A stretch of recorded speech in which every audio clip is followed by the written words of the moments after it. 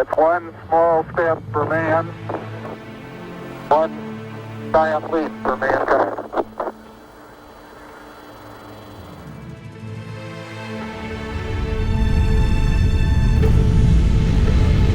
As it re-entered, it was like a fireball. Nobody else in the world except our helicopter was seeing it.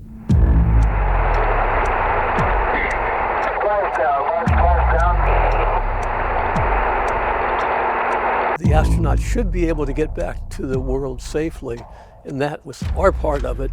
Very few people knew about the recovery of Apollo 11 and how complex it was. Every second counted. We didn't want to screw up because the world's watching. How can we get to the capsule in a timely manner? How many things could go wrong? There was a pressure that built up. Where it was released was right here.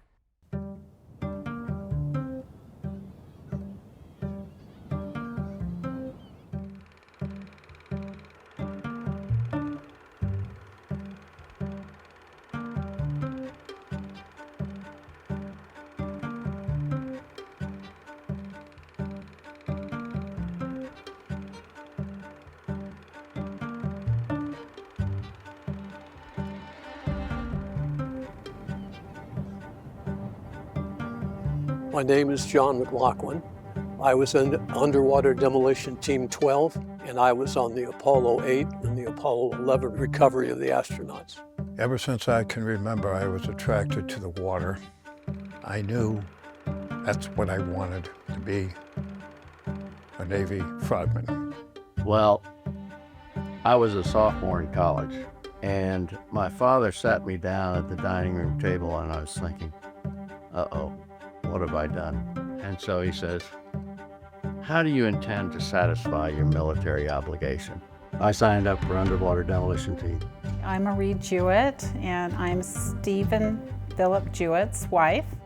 Someone had told him about the UDT program and how they were always looking for strong swimmers, and he loved the water, lived right there on the beach. If you do your research back in the 70s and 80s, you hear about this thing called BUDS, Basic Underwater Demolition SEAL Training. It is touted as the toughest military training ever devised. See if you have what it takes, see how tough you are, and also at the same time, serve your country. They had just barely completed their UDT training. They didn't have time to take a breath before they were shipped out to Vietnam. I have asked for this television time tonight to report to you on our most difficult and urgent problem, the war in Vietnam.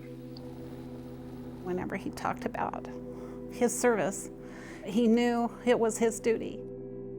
When I first got to the SEAL teams in the late 90s, we're over 20 years removed from Vietnam. But you go into that having read all these stories because it was such a watershed moment in special operations history generally, and then specifically for SEALs. The ship had just returned from Vietnam, and the UDT guys had just returned from Vietnam. Apollo 11 was a bit different. From the jungles in the Mekong Delta to being 2 months later on worldwide TV with 500 million people watching him. So that was a bit of pressure, if you will. The recovery had to go off perfectly. I mean, not just the quarantine issue, the decontamination issue, but I mean, no one had ever done that before.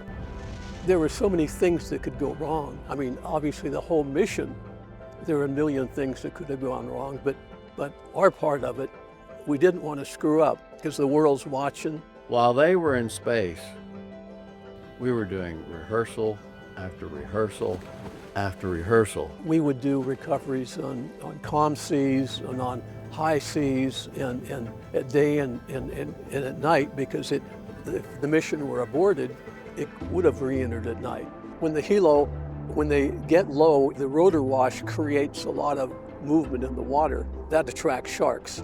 I remember one night we jumped at the right time, but we were in the middle of 50 or more sharks, and there was nothing to do except swim to get to the command module, to get to the collar and get up on that. So that was pretty exciting. We were so highly trained, we were not nervous. We knew exactly what to do and how to do it.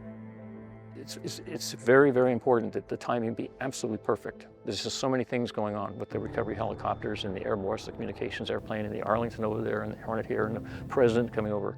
So many different commands, if you will. So everybody had to be in communications with everybody else and know exactly, okay, we have 5 minutes to complete this. The glue that held the flight plan together was timing and synchronization.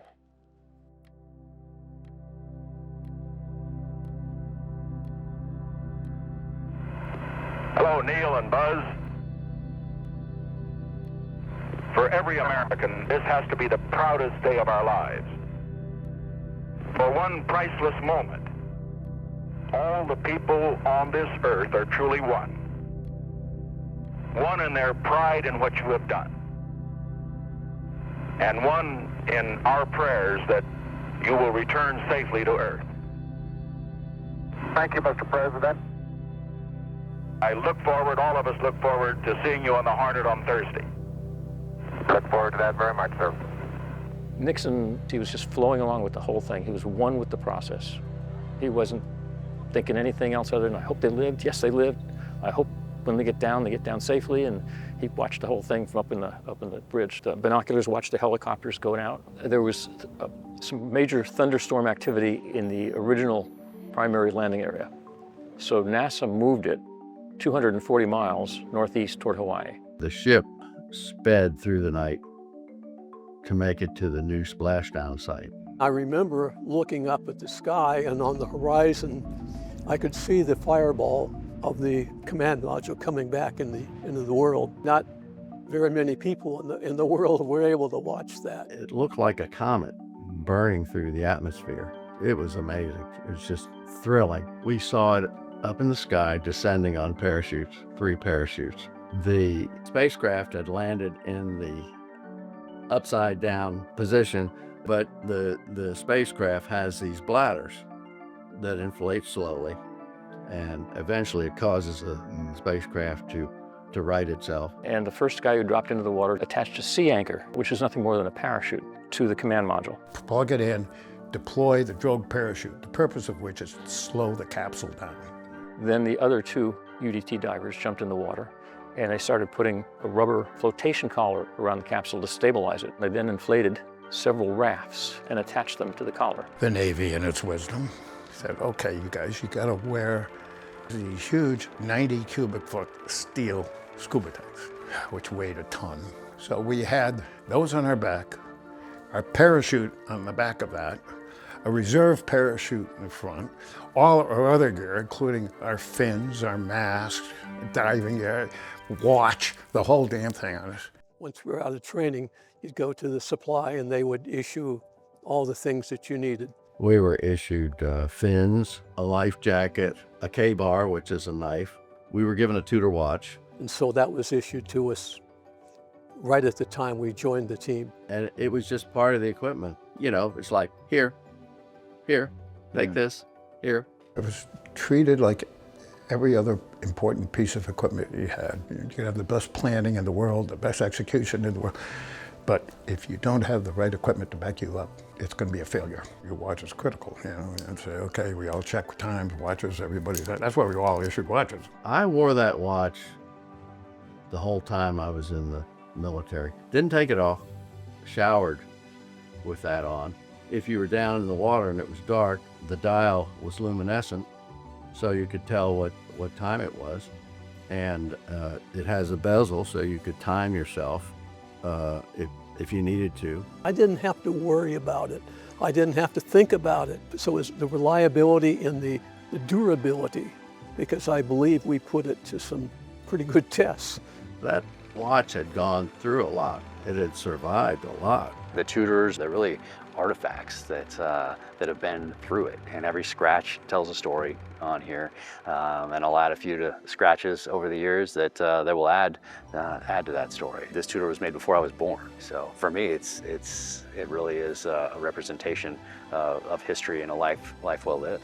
We had no idea the significance of Tudor. They relied on their watches for everything. Their illuminated dials and how many kicks per second, you know, to where they were going, whether they were underwater or whether they were on land. I love to hold it because I remember spotting it the day I met him. He was so proud of this watch. I can still see his arm in it. Like I can see the way it looks on his wrist. He treasured it, and he always wore it. It, to me, is a testament to everything that they all went through. Yeah, to the SEALs of my generation, those SEALs from the Vietnam era were legends.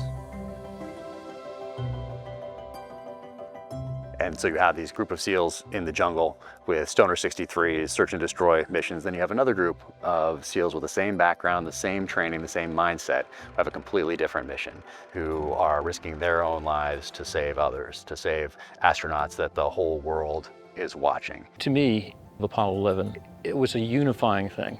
For at least one moment, everybody came together and said, what an amazing thing, what an amazing accomplishment. We as humans can be proud of it, not just Americans, but humans. I was so inspired, and America was so inspired. You know, it felt like the job got done. The mission was accomplished, and that was very satisfying.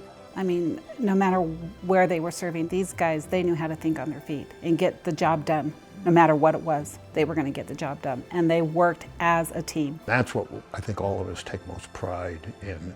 We all did the same thing. We became teammates for life.